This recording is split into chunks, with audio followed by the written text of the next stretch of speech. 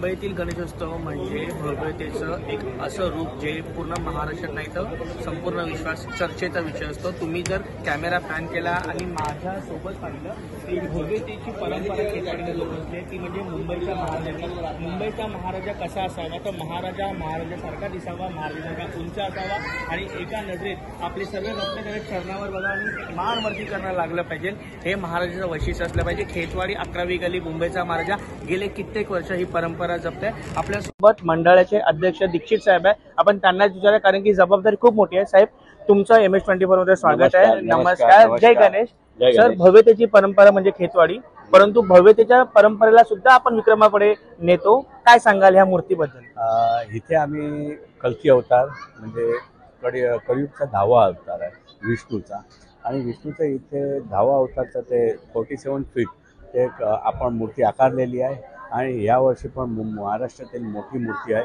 आणि त्याच्यात आम्ही दुसरा एक देखावा इथे दाखवला आहे की विष्णूचे 9 अवतार जे झाले आहे। ते पहिला अवतार आहे, इथे मत्स्य अवतार दाखवलेला आहे, तिथे कासव अवतार आहे, वरा अवतार आहे, नरसिंह अवतार आहे, वामन अवतार आहे आणि परशुराम अवतार, राम अवतार, विष्णू अवतार आणि शेवटचा बुद्ध अवतार झाला ते दाखवून त्यानंतर माहीत सगळ्यांना सनातन धर्म काय आहे, त्याचं वैशिष्ट्य काय आहे ते आम्ही इथे प्रदर्शित केलं। खरंच आपण जेव्हा गणेशोत्सवाची गोष्ट करतो तेव्हा हा एक सामाजिक उत्सव आहे, हा एक धार्मिक उत्सव आहे आणि विष्णूच्या खरं तर 10 अवतार, त्यातले 9 अवतार समोर आणि 10वा अवतार तुम्ही इथे मांडलाय।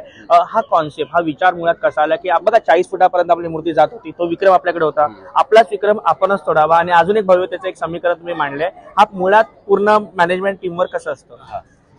आमच्या टीमवर्कमध्ये जे आम्हाला एक मोठी मूर्ती बनवायची एक विशिष्टता आहे आणि त्याचे आमचे अनुभव पण आहे, एक्सपिरियन्स पण आहे एवढ्या वर्षांचा।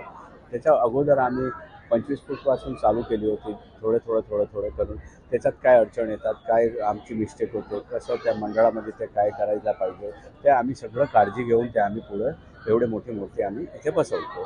आणि हे 10 अवतार म्हणजे सनातन धर्माचा, म्हणजे आता आपण कलियुगमध्ये राहतो, कलियुगमध्ये आपण आता विसरून गेले आहे की आपण कलियुगमध्ये सगळे तसेच राहतात की कोण देव येणार की नाही येणार, काय काय काय चाललं आहे, सगळं त्या प्रकारे चाललं आहे की ज्यांना जो चालेल त्याचं ते चाललेलं आहे। मग त्यांना एक आठवण ठेवायसाठी की बाई देव येणार आहे या कलियुग अवतारमध्ये आणि आपण ते काय करतो ते आपल्याला माहीत नाही आणि ते सगळं माहिती करायला पाहिजे की बाबा काहीतरी जे आपण कार्य करतो ते स्वच्छ असतो, सामाजिक असतो, फॅमिली असतो आणि त्याबरोबर आपण काहीतरी चांगला समाजामध्ये आलो आहे का, इथे आपल्याला जन्म दिला आहे देवानी, तर आपण काय समाजासाठी करू शकतो, देशासाठी करू शकतो, त्या हिशोबाने आपण हे इथे दिखावा दाखवला। माझे शेवटचे 2 प्रश्न असतील।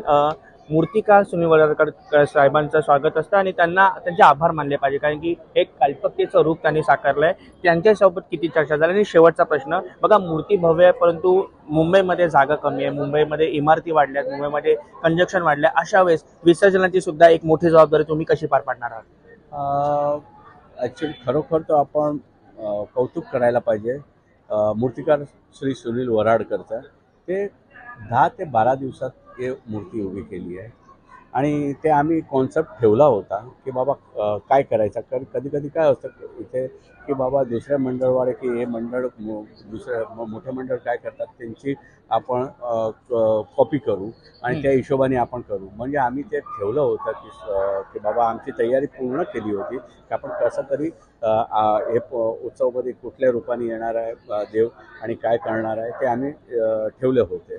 त्यानंतर सुनील वराडकर जे मूर्तिकार होते त्यांनी 12 दिवसात ते मूर्ती आकारली, इथेच मूर्ती बनवली आहे आणि इथे विसर्जनला आम्ही कसं आहे की आम्ही लवकर विसर्जनला निघतो कारण की त्यावेळी ओटी असते, बरोबर, ओटीमध्ये आम्ही आतमध्ये जातो आणि जर त्याच्यात काय असते की कधी आमच्या जो उशीर झाला तर मग भरती स्टार्ट होतं, भरती स्टार्ट होते तेव्हा आम्ही एवढं आतमध्ये जाऊ शकत नाही, पण ओटीमध्ये आम्ही आतमध्ये पूर्ण जातो आणि त्यावेळी तिथे आम्ही विसर्जन करून घेतो, जेव्हा भरती सुरुवात होते तेव्हा आम्ही विसर्जन घेतो। नक्कीच बघा अध्यक्षांनी ज्या पद्धतीने नियम सांगितले, त्यांचं मॅनेजमेंट सांगितलं, व्यवस्थापन सांगितलं, मुंबईचा महाराजा हे नाव नाही तर ह्या बारुदा आणि ह्या पद्धतीने ज्यांनी तो विक्रम ठेवलाय, ज्या पद्धतीने त्यांनी ते मॅनेज केलंय, खरंच त्यांचं कौतुक. आणि माझ्या मागे जर तुम्ही पाहिलं तर हे जे गणेश भक्त आहे ते सुद्धा रांगेने आले आहेत मुंबईच्या महाराजांच्या दर्शनासाठी. बोला गणपती बाप्पा मंगलमूर्ती.